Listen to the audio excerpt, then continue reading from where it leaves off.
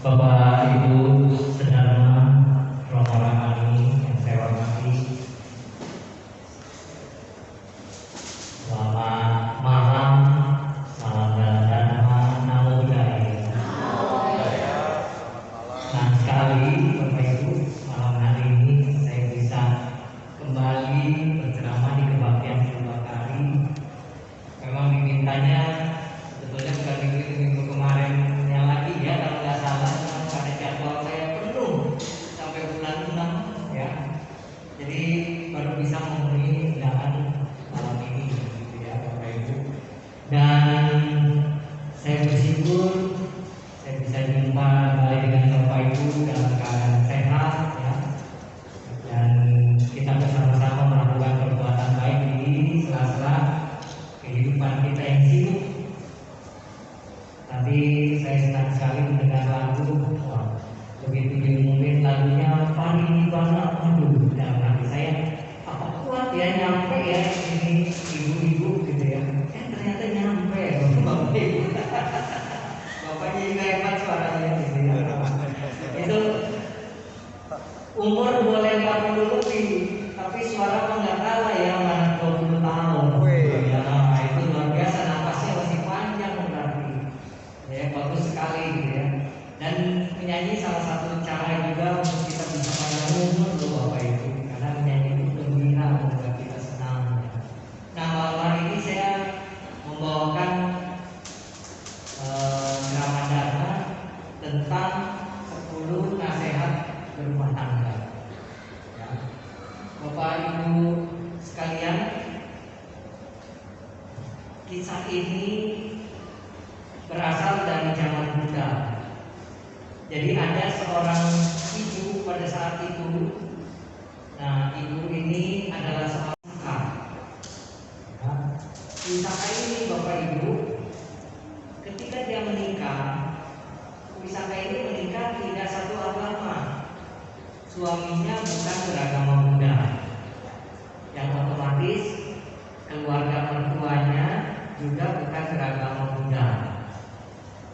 Jadi Bapak Ibu, pernikahan beda agama itu sudah dari dulu rupanya ya, dari dulu. Bahkan murid-murid yang nyokong sang Buddha pun Wisaka ini mempunyai suami yang berbeda agama, jadi bukan Buddhis. Tentu saja Bapak Ibu, pernikahan yang beda agama memiliki kesulitan tersendiri. Yang satu agama saja kadang-kadang bisa nggak akur Pak, betul ya Bu ya? Satu agama aja kadang-kadang nggak akur, apalagi yang beda agama. Nah, ini juga terjadi kepada Wisaka di rumah tangganya. Pada saat menikah, ayahnya Wisaka, papanya Wisaka, Dananjaya, memberi Wisaka 10 nasihat supaya dia dapat menjalankan kehidupan rumah tangganya dengan baik. Apa saja? Nah Bapak Ibu, nasihatnya sampai sekarang ini juga masih bagus ya, buat kita jalankan juga, bukan hanya Wisaka tetapi buat kehidupan rumah tangga kita sehari-hari. Apa saja? Yang pertama, yaitu tidak membawa keluar api yang ada di dalam rumah. Jadi api di dalam rumah nggak boleh dibawa keluar rumah. Bapak Ibu kalau baca buku atau baca kitab, jangan ditelan mentah-mentah ya. Bukannya api, beneran api di dalam pelita dibawa keluar rumah, nggak boleh, bukan. Artinya yaitu tidak boleh menceritakan keburukan keluarga yang terjadi dalam rumah tangga kepada orang luar.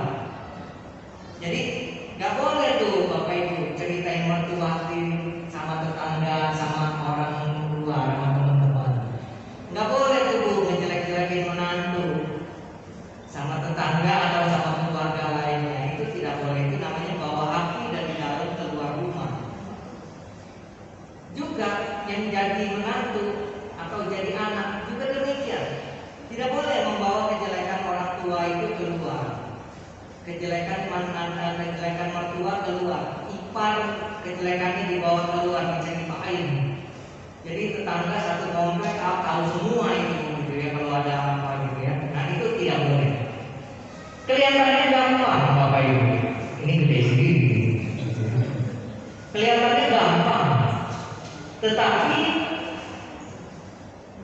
Coba perhatikan.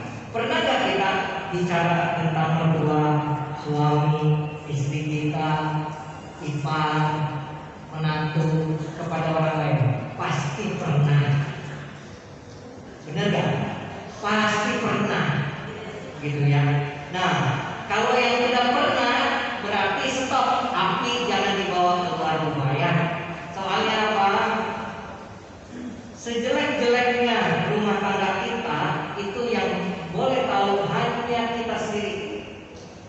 Jangan orang lain. Juga suami istri kalau ribut juga jangan cerita, kalau bisa jangan cerita ke orang tua. Jangan cerita ke mertua. Selesaikan sendiri.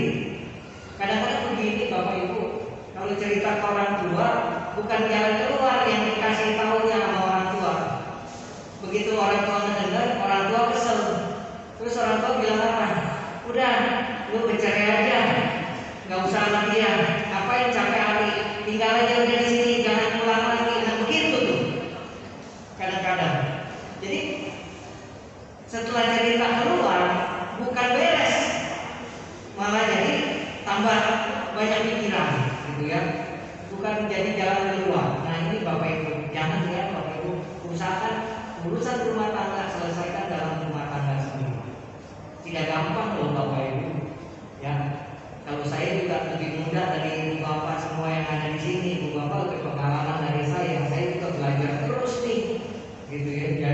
Jangan dipikir kalau jadi romo mah jadi penceramah gitu ya, rumah tangganya baik-baik aja. Enggak juga Bapak Ibu.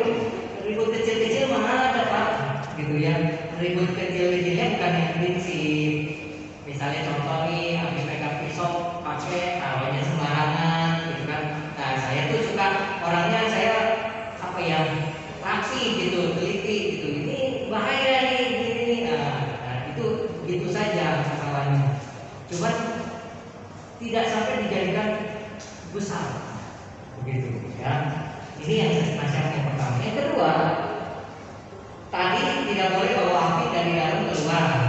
Yang kedua, tidak membawa masuk api yang ada dari luar ke dalam rumah. Artinya apa? Urusan yang di luar jangan dibawa masuk ke dalam rumah tangga. Contoh nih, pulang kerja di tempat kerja dimarahin bos, kan kesel tuh pulang.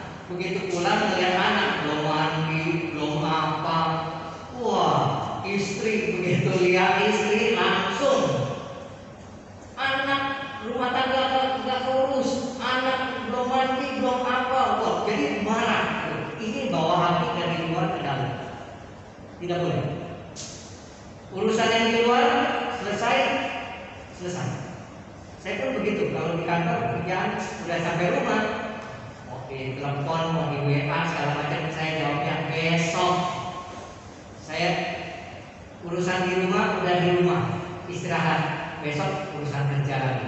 Nah seperti itu. Yang di rumah juga gitu Bapak. Jadi jangan ribut dengan suami dengan istri di rumah dibawa ke kantor. Anak buah baru yang pagi Pak, kamu pagi-pagi gitu, oh langsung anak buah itu bingung gitu, maksudnya marah-marah begitu nyampe gitu ya. Nah ini bawa api dari luar, dari dalam rumah keluar, itu juga tidak boleh. Ya. Yang kedua itu lebih gampang, betul nggak? Kalau yang dari ceritain keluar lebih susah, ceritain mantu, mertua, apa, ipar itu susah. Tapi yang dari luar ke dalam itu lebih gampang, kita nggak ikut campur. Prinsipnya apa? Jangan kepo. Urusan orang, ya, tetangga ribut, kita yang demen. Terus udah gitu, udah dia ribut, kita berpulang, kita ceritain di rumah. Sebelah begini. Nah, Bapak Ibu itu jangan. Ya. Kemudian yang ketiga, nasihatnya, memberi hanya kepada mereka yang memberi. Segala sesuatu hanya dipinjamkan kepada orang yang mau mengembalikan. Artinya begini Bapak Ibu. Kalau Bapak Ibu ini memberi hanya kepada yang memberi, artinya apa? Misalnya contoh, pinjam nih tetangga misalnya, Cik, boleh pinjam piring nggak? Anak ulang tahun kurang piring. Oh kita membayar, ya nih bawa aja dah. Ya dia kurang piring gitu ya Pak, kita pinjemin terus selosin gitu ya. Nah, habis ulang tahun ketemu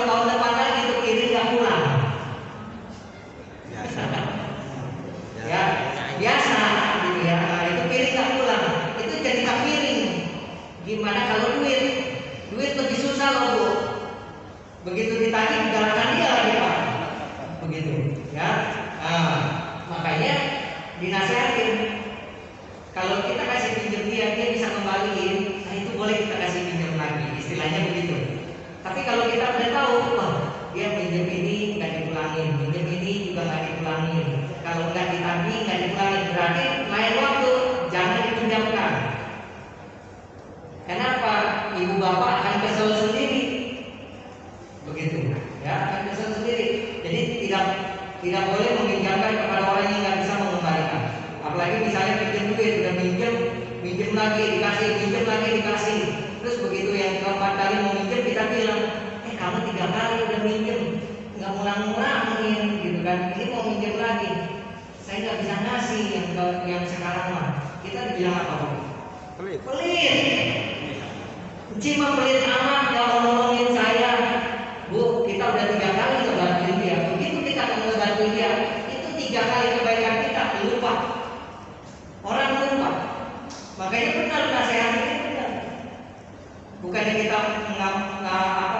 bukannya kita nggak mau bantu orang, nasihat ini benar. Artinya apa? Kita hanya memberi kepada mereka yang memberi, ya, yang bisa mengembalikan. Ini nasihat yang ketiga. Nasihat yang keempat, jangan memberi kepada mereka yang tidak memberi. Begitu. Artinya apa tadi? Nggak bisa ngulangin. Kalau yang bisa ngulangin boleh kasih, tapi kalau nggak bisa jangan kasih. Gitu ya. Jangan meminjamkan sesuatu kepada orang yang tidak mau mengembalikan. Apalagi pura-pura lupa. Nah ini. Yang kelima nasihatnya, memberi kepada mereka yang memberi maupun yang tidak memberi. Artinya menolong orang yang tidak mampu. Sanak keluarga harus ditolong walaupun mereka tidak membalas atau memberi imbalan. Ini beda lagi. Kalau tadi kan saya berdiri ya. Kalau tadi kan memberi hanya kepada yang memberi, tidak memberi kepada mereka yang tidak memberi. Ini memberi kepada mereka yang tidak memberi, ya, maupun yang memberi. Artinya apa? Ini mah kita membantu, menolong. Misalnya bencana alam nih, kan kita nggak mungkin Pak bilang, saya bantu ya Indomie, air, baju segala macam, nanti kalau udah selesai pulangin. Kan enggak Pak. Begitu ya. Kalau membantu bencana alam kita memberi saja, berdana. Nah ini yang kelima.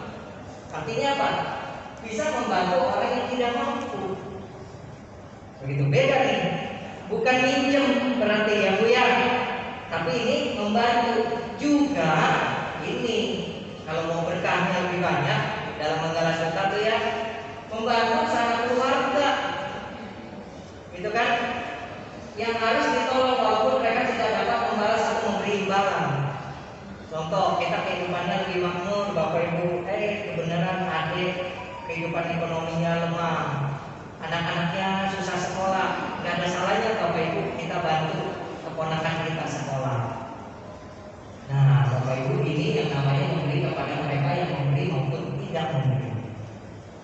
Yang kelima. Yang keenam, duduk dengan bahagia. Tuh Pak, di rumah tangga belum tentu bisa duduk dengan bahagia di rumah. Coba suami istri ribut, begitu lihat muka suami pulang, tempat duduk jadi panas, langsung bangun nih, pergi. Betul kan? Duduk gak bahagia. Contoh lain, kebaktian nih, duduk. Ibu mula-mula duduk tenang nih, bahagia mendengarin ceramah apa. Datang nih musuhnya. Nah, musuhnya datang, duduk. Langsung tubuh panas tuh tempat duduk kita. Badan kita juga jadi panas. Kenapa? Tidak bahagia. Gitu ya. Artinya menaruh hormat sopan kepada orang tua dan mertua. Jadi harus hormat kepada orang tua dan mertua yang ada di dalam rumah. Itu baru bisa duduk dengan bahagia. Ya.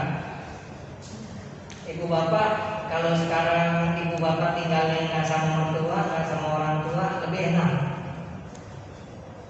Kalau zaman dulu Pak, jarang ya yang begitu. Begitu menikah juga dibawa sama suami ke rumah dia. Di rumah dia ada mertua, begitu ya. Kalau sekarang anak-anak sekarang jarang ada yang mau. Pokoknya sebelum punya rumah sendiri, dia nggak mau atau ngontrak. Nah begitu, jadi nggak perang, gitu ya, jadi nggak ribut. Gitu. dia duduk dengan bahagia tuh, mau duduk dari pagi sampai malam nonton sinetron juga gak ada yang ngomel ya. Duduk dengan bahagia. Nah, tapi di sini maksudnya adalah kita memberi hormat ya dan sopan kepada orang tua dan mertua. Nah, Bapak Ibu, ini penting. Apakah kita sudah bisa duduk dengan bahagia di rumah? Romo, Om tahu sih, sekarang saya anak-anak sudah pada menikah. Paling mereka datang seminggu sekali atau 2 minggu sekali atau sebulan sekali sama cucu datang. Wah, bahagia. Itu sudah duduk dengan bahagia, Bapak Ibu. Ya. Coba kalau rumah tangga ribut, kontak-kontakan terus, waduh, itu panas. Ya. Yang ketujuh, ini jangan-jangan yang ke-1 sampai ke-5 udah lupa. Hah? Lupa nggak? Coba. Yang pertama apa? Nggak boleh bawa api dari dalam rumah. Yang kedua, nggak boleh bawa api dari luar dalam. Yang ketiga, ayo apa yang ketiga? Siapa yang masih ingat? Balik nih ya, ingat ini ya. Memberi hanya kepada mereka yang memberi. Ya, ngasih hanya kepada mereka yang ngasih.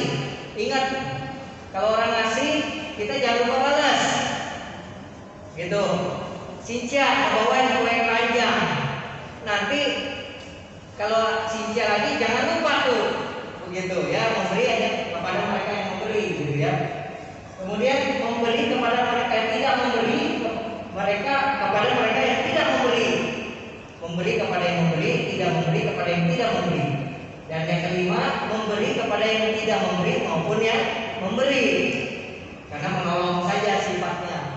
Yang keenam, duduk dengan bahagia. Yang ketujuh, makan dengan bahagia.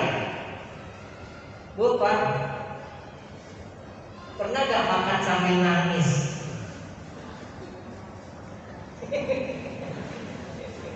Ngalamin gak, Bu? Makan tapi nangis. Iya. Pernah gak makan tapi nangis sambil nangis gitu? Maaf ya kalau yang udah pernah ngalamin ya, ini rumah tangga nih begitu. Bisa begitu Bapak Ibu. Bisa begitu. Ya, bisa begitu. Apalagi rumah tangganya yang tidak bahagia, tidak harmonis. Ya, mertua yang mungkin galak dan lain sebagainya itu bisa makan sambil nangis.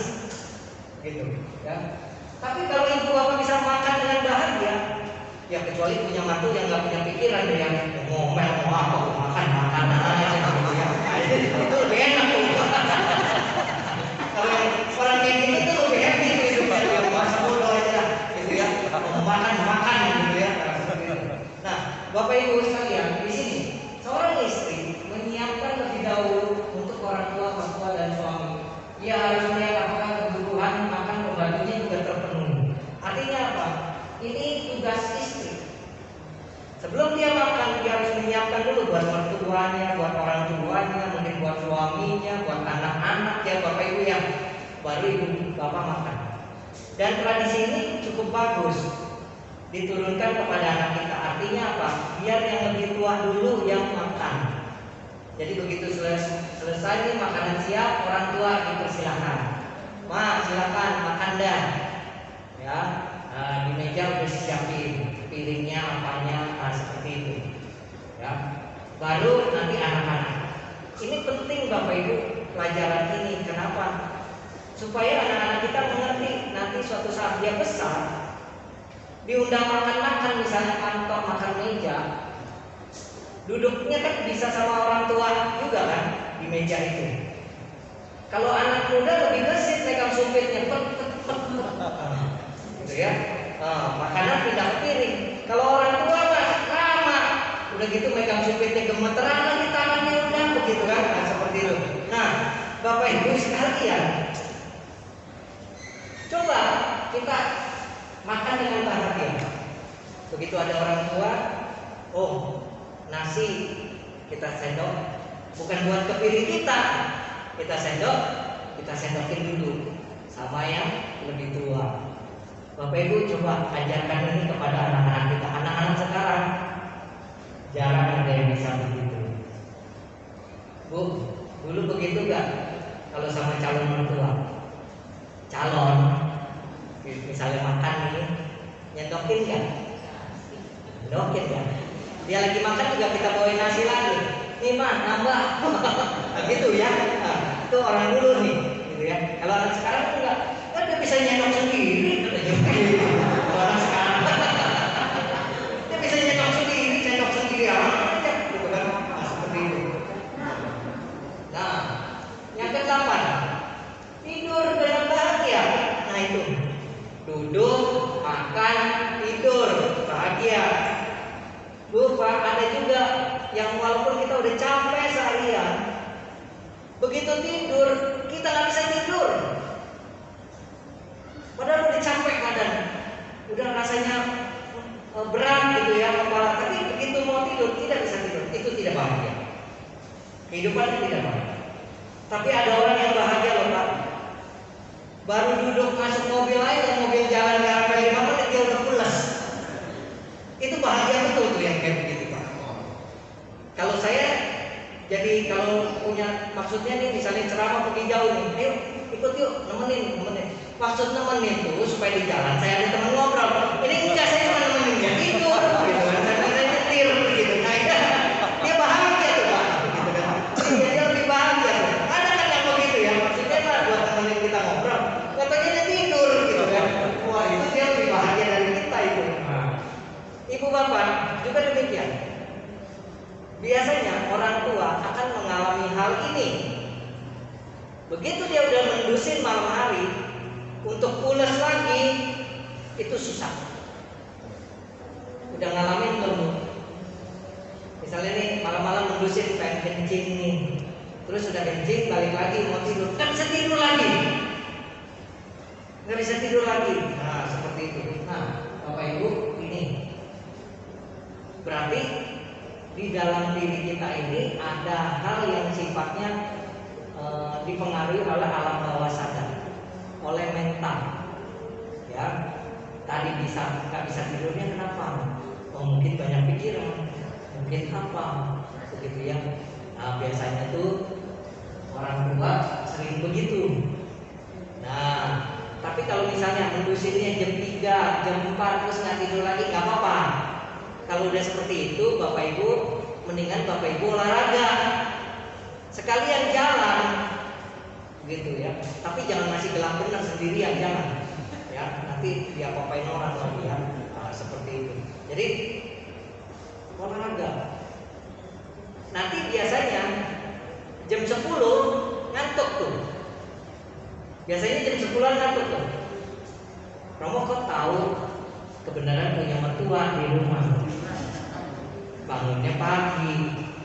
Jadi begitu nonton sinetron jam 10-an tuh ya, dia mau udah begini lagi tuh di sofa di tempat dulu. Nah, berarti itu balas malamnya tuh. Nah, seperti itu. Ya, kalau seperti itu tidur nggak apa-apa. Ya sudah memang begitu siklusnya kehidupan orang tua, kembali lagi gitu seperti anak-anak. Nah, sebelum tidur ibu harus pastikan, bapak harus pastikan apakah semua sudah dikunci, pintu, jendela, kompor apa sudah mati. Kebanyakan ada orang yang sebelum tidur dia ngangetin sayur. Ada yang begitu kan Bu ya, sebelum tidur buat supaya nggak basi besok pagi kan, ngangetin dulu sayurnya. Dia tinggal, dia tidur. Nah ini yang bahaya. Makanya Bapak Ibu pastikan jangan berandal-andal, maksudnya berandal-andal gini, ada istri ini, ada si bapak ini, gitu kan yang merasa. Jangan, cek. Walaupun ada pembantu, ada punjen di rumah, tetap kita cek. Jangan istilahnya jangan percaya begitu saja Pak. Cek, bener nggak? Udah digembok belum? Apa? Nah, pernah juga sih, ya orang tua namanya ya, itu dialami juga jadinya. Dia ngunci pintu Bapak Ibu, cetrek ngunci, tapi nggak masuk ke itunya. Jadi ngerti ya Bapak Ibu, pintunya nggak rapat, tapi diputar kunci, anak kuncinya kan masuk ke keluar tuh. Dipikirnya udah dicabut anak kuncinya, ditaruh. Saya cekin, begitu cek pintu, begitu saya buka lah, ini belum dikunci, tapi itunya anak kuncinya udah keluar, berarti sebetulnya maksudnya udah dikunci, tapi dia nggak masuk. Nah itu kebanyakan orang tua bisa begitu, ya. Nah ini hati-hati. Ya. Terus lihat apakah pembantu telah menyelesaikan tugasnya dan mertua telah pergi tidur. Tapi Bapak Ibu, kalau kita jadi mertuanya punya menantu yang memang kerja juga nih ya, menantu perempuan atau lelaki, kita maklumin.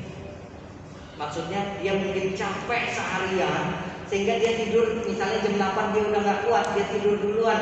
Kita yang masih belum tidur gitu ya, itu ibu bapak jangan ngomel. Kita mesti maklumin gitu kan ya, kondisinya beda. Kalau dulu kan ibu nggak hanya kerja, suami saja gitu kan. Tapi sekarang suami istri bisa kerja. Cucu omanya, opanya, engkongnya, emaknya yang ngurusin. Nah itu bisa begitu. Ya makanya Bapak Ibu sekalian ini ya, tidur dengan bahagia. Tidur dengan bahagia kalau orang tua gimana? Kalau anaknya udah pulang semua ke rumah, benar nggak? Betul nggak Pak? Ini anak kita punya 5, satu belum pulang kerja, udah malam, udah tengah malam belum pulang kerja, bisa nggak tidur dengan bahagia? Tapi bisa, mikirin keluar masuk kemana nih anak, di handphone nggak diangkat, ya handphonenya mati mungkin lowbat, dan tambah bingung. Nah orang tua itu bingung. Makanya Bapak Ibu sekalian, semakin kita lama berumah tangga, bukan kondisi ini juga akan kita alami. Bukan berarti rumah tangga yang udah puluhan tahun berarti lebih enak, belum tentu. Buktinya apa? Banyak orang yang bercerai setelah pernikahannya 10 tahun lebih, anaknya udah pada gede-gede, kok baru bercerai? Gitu kan? Kenapa? Karena ini 10 nasihat ini tidak dijalani di dalam kehidupannya. Yang ke-9, memelihara api. Ini memelihara api jangan pikir apinya dinyalain terus, bukan ya begitu ya. Artinya orang tua, mertua, suami istri harus dilakukan dengan sangat hati-hati, ibarat memelihara api di dapur. Perhatiin, oh sakit, mama, mertua sakit apa, batuk. Perhatiin, ini namanya memelihara api, gitu. Diperhatikan, jangan didiamin, biarinlah mertua ini. Begitu, nggak boleh. Ya, ya begitu kan. Orang tua sendiri lebih sayang mertua ini ada anak-anaknya, nggak boleh.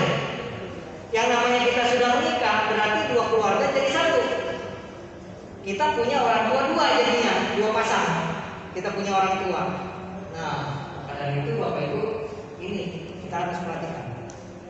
Semakin tua, bagaimana? Oh, kelihatannya sering sakit, sering apa, begitu kan ya? Coba apa nih yang kira-kira bisa kita kasih minum supaya nggak sakitan? Oh, seminggu misalnya 2-3 kali kasih air jahe, misalnya begitu. Ya, ini malam-malam ini mah minum nih mah sekotong atau apa gitu kan, supaya badannya hangat. Kan begitu ya Bapak Ibu ya. Itu namanya memelihara api di dalam rumah. Suami juga begitu. Jangan suami mau kerja, ini belum siap, itu belum siap, gitu ya. Nah itu juga namanya tidak bisa memelihara. Anak keleleran di mana-mana. Jam 7 malam anak belum pada pulang, belum mandi, belum makan, begitu ya. Nah ini namanya tidak bisa jaga api di dalam rumah. Berikutnya yang ke-10 terakhir, menghormati dewa-dewa di rumah tangga. Bukan dewa-dewa altar simbeng di rumah ya, bukan Bapak Ibu. Dewa-dewa di rumah tangga siapa aja? Orang tua, mertua, suami, istri. Itu dewa-dewa di rumah, gitu ya. Dipandang seperti dewa yang patut dihormati. Bapak Ibu sekalian, saya rasa kalau kita yang rajin kebaktian mah udah ngerti lah 10 ini. Tapi dari 10 berapa yang udah kita punya? Tadi kan udah tuh Bisa nggak ceritain masalah rumah tangga keluar? Oh, saya dulu begitu Romo, sekarang coba saya nggak begitu. Oh ya bagus, nggak bawa api dari dalam keluar. Bisa nggak urusan luar jangan dibawa ke dalam? Nah, itu juga demikian. Kalau bisa itu bagus, berarti 2 udah bisa. Bisa nggak tadi memberi kepada mereka yang memberi? Artinya kita tahu nih, kita bantuin dia, dia juga nanti kembaliin. Nah itu kita boleh. Bisa nggak memilih orang? Tidak memberi kepada mereka yang tidak memberi. Ya, kita kan bisa milih. Artinya apa Bapak Ibu? Dalam hal membantu orang Bapak Ibu, itu kita juga harus pakai kebijaksanaan. Jangan membantu orang yang akhirnya tidak membuat dia tambah senang, tambah bahagia. Contoh, kebiasaan minjem duit, kebiasaan ngutang. Ini ada Bu yang senang, baru beres, besoknya saya ngambil lagi ya. Nah itu, ya, itu dihindari, gitu ya. Terus kita bantu orang yang punya kebiasaan judi. Ya, minta tolong buat makan ini itu, tapi kita tahu dia punya kebiasaan judi, itu sebaiknya jangan, karena tidak akan bisa dikembalikan. Terus memberi kepada mereka yang bisa memberi dan tidak memberi, artinya menolong dengan sukarela. Ya, bisa nggak sama sanak keluarga? Jangan dibedakan Bu, Pak, ada yang sendiri dengan ipar. Kadang kan begitu yang kita suka ngebedain. Ini mah keponakan saya, itu mah keponakan istri. Ngerti gak? Ya, misalnya kita punya adik kan, itu kan keponakan kita tuh. Suami kita punya adik, punya anak, itu mah keponakan suami. Salah, itu juga keponakan kita. Nah, waktu Sincia angpaunya sama nggak? Bisa beda. Yang ini mah gedean, ponakan sendiri ini mah Romo. Yang itu mah ada ini suami, ponakan suami. Nggak boleh. Bapak Ibu yang Ciotau pasti tahu. Waktu Ciotau kan ada timbangannya. Ingat nggak? Waktu Ciotau ada timbangan tuh, kancin, timbangan emas. Kan di dalam gantang itu ada macam-macam gunting, sisir, penggaris, kaca, segala macam tuh, pedang dan lain sebagainya. Termasuk timbangan. Timbangan itu artinya bahwa kita harus bisa adil dengan dua keluarga kita dan keluarga istri atau keluarga suami. Tidak boleh dibedakan. Harus bisa belajar begitu, baik si suami maupun si istri. Jangan mamanya datang, mamanya diajak dapur. Ini mah pegang, jangan kelihatan, umpetin. Ini mau ngasih mau ngasih orang tua kayak maling, ngerti ya Bu ya? Istri tidak boleh seperti itu. Si mama dikasih duit aja gini-gini, nggak boleh. Harus justru harus adil. Itu mama, ini kasih, ini juga kasih, gitu kan? Bukan masalah besarnya, tapi perhatian anak kepada orang tua itu. Kadang begitu, maaf ya kalau yang begitu yang bukan nyindir, oh ini Pak Romo nyindir saya nih, gitu ya. Enggak, saya nggak kenal sama Bapak Ibu, gitu ya. Pengurus rumah tangga, gitu ya.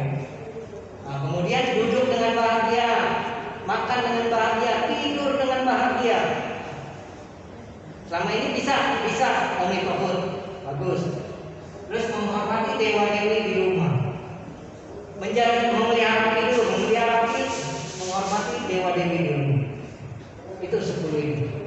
Dari 10 ya kalau udah bisa dijalanin 5 lumayan. 8 bagus gitu kan. Syukur kalau 10-10-nya bisa. Nah, itulah Bapak Ibu. Demikian ceramah saya pada malam hari ini. Terima kasih. Namo Buddhaya. Namo Buddhaya. Biasa ada tanya jawab. Oh ya, silakan. Baik, pada beberapa rekan ceramah, mungkin yang ada yang ingin bertanya pada Romo, mumpung ada waktu yang mempersilakan.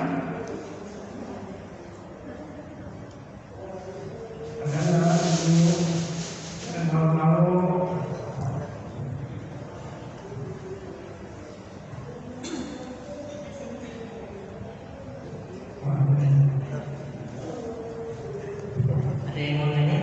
Ada. Oh ya. Malam. Tapi Romo kayaknya nomor 1, nomor 2 itu kayaknya nggak bisa dinero. Nomor 2 Dari umum ya kayaknya Romo dari termasuk saya kadang-kadang juga juga ini. susah ya, susah. Kadang-kadang apalagi sama Mas Gas bercerita, pokoknya istilahnya itu termasuk saya lah. Saya juga sendiri ceritain tentang mertua kehidupan rumah tangga, terus masuk di mereka karena dari dia juga kita sih mau begitu, tapi dia begitu. Oke, kita nggak bisa sebentar dia cerita, tapi mereka tidak orang bisa. Gitu loh, gimana? Apa sih? Kalau saya sih nggak mau pusing.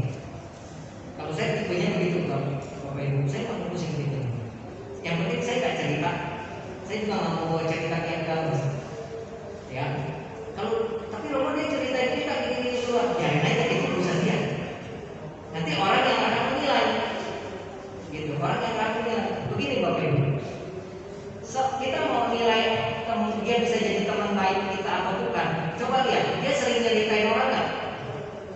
Kalau ini orang sering nyeritain orang kemana-mana, itu jangan dijadiin teman baik kita. Kenapa? Ibu bapak akan rugi. Ibu bapak itu pasti akan diceritain kepada orang lain. Lebih baik kita hanya teman biasa saja, jangan dekat, jangan dijadikan teman baik. Tapi kalau ada orang yang istilahnya kalau cerita hal-hal yang baik, gitu ya, tentang orang hal-hal yang baik, cerita hal-hal yang baik, nah ini bagus. Itu orang yang bisa memotivasi kita. Gitu. Makanya Bapak Ibu sekalian, memang ajaran Buddha ini dibilangnya melawan arus. Artinya melawan arus, orang-orang melakukan itu kok kita tidak. Gitu kan? Kita tidak. Ya. Baik patut dibalas baik. Jahat tuh. Beda sih jahat balas jahat dong. Kalau baik dibalas baik, benar nggak? Tapi kita diajarin jangan balas jahat. Terus ibu balas jahat atau enggak? Tuh, ibu bisa. Saya tidak balas jahat, tapi dia jahat terus sama saya. Biarin aja. Itu karena dia. Nah, begitu Bu prinsipnya. Ngerti ya Bu ya? Prinsipnya gitu. Kan kita punya prinsip baik patut dibalas baik, jahat jangan dibalas jahat. Bukan tidak ada pembalasan, tetapi belum saatnya. Begitu karma buruknya berdua, dia akan menerima akibat perbuatan jahatnya. Itu kan demikian. Ya, makanya Bapak Ibu tidak gampang loh jadi umat Buddha ini. Tidak gampang. Dihina, diangkain agamanya, dicela segala macam, tenang aja. Gitu kan, nggak perang, nggak apa, gitu, istilahnya begitu. Karena apa? Berlian Bapak Ibu, biar dilempar ke got, dilempar ke lumpur, ya, itu tetap berlian. Misalnya di lumpur nih, di tanah nih, Bapak Ibu di sawah, udah mendem ke lumpur nih, udah 10 tahun, ini berlian. Begitu Ibu lagi jalan, diinjak. Begitu bilang, apa nih, dicuci.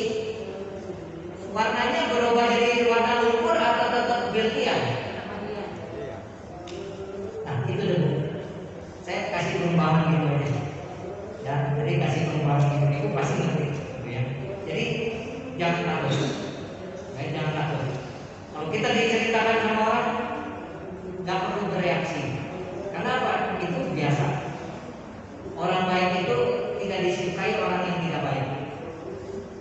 Itu udah umumnya, gitu ya. Jadi seperti itu. Kalau orang yang baik pasti musuhnya itu orang-orang yang tidak baik. Kalau yang jadi teman dia berarti orang-orang yang baik juga. Nah itu. Jadi, kayak gitu. Nah, makanya pernah juga saya pernah ceramah di satu wihara di Jakarta. Jadi ngaku Romo, susah Romo. Ya, mertua ini sering ikut campur buat ngatur rumah tangga. Jadi dia kan yang suami istri rumah tangga, tapi mertua ini dominan ngatur. Ya, ngatur rumah tangga, sampai ngatur anak, ngatur cucu segala macam. Jadi saya orang tua kayaknya nggak punya kekuasaan gitu mengurus anak, ngatur anak gitu. Bagaimana caranya Romo menghadapi mertua seperti itu? Saya bilang satu jawabannya, pindah. pindah, ya kan? Nggak mungkin kan mertuanya diceraiin, gitu kan? Atau dia putus hubungan mertua, nggak mungkin pindah. Tapi kalau misalnya saya nggak, suami mana mampu, punya rumah sendiri apa? Kalau nggak mampu, nikmati. Udah karena ada hidup kita, udah nikmati. Karena apa ya? Mungkin kita membayar hutang karma, kehidupan lampau. Nah, seperti itu. Makanya Bapak Ibu saudara-saudara, kalau punya mertua baik, punya orang tua baik, punya ipar juga baik-baik, aduh itu hoki. Benar, itu bahagia. 5 hoki, salah satunya apa? Hidup damai. Itu rumah tangga, itu hoki. Nggak semua orang punya hoki itu. Gitu. Ya, makanya kalau kita sembahyang hoki kecil itu di panggung, di situ ada 5 hoki di tulisan papannya Tuti Pakung Dewa Bumi. Ada dibilang 5 hoki. Salah satunya itu hidup damai itu. Saya pernah ceramah 5 hoki itu. Belum ya? Ya nanti ya kali. Apa aja nih 5 hoki? Nah, seperti itu. Ya. Nah itu salah satunya hidup damai Bapak Ibu. Kalau bisa hidup damai yang mana yang paling penting? Rumah tangga. Kalau rumah tangga nggak hidup damai, Bapak pulang kerja capek, kayaknya masuk neraka pulang. Jadi lebih senang di luar daripada di rumah. Padahal orang dari mana-mana capek enak ya Pak, di rumah ngasih santai apa gitu kan. Nah, ini tidak terbalik. Nah kalau yang seperti itu tidak baik. Begitu yang mulia. Ya. Ya.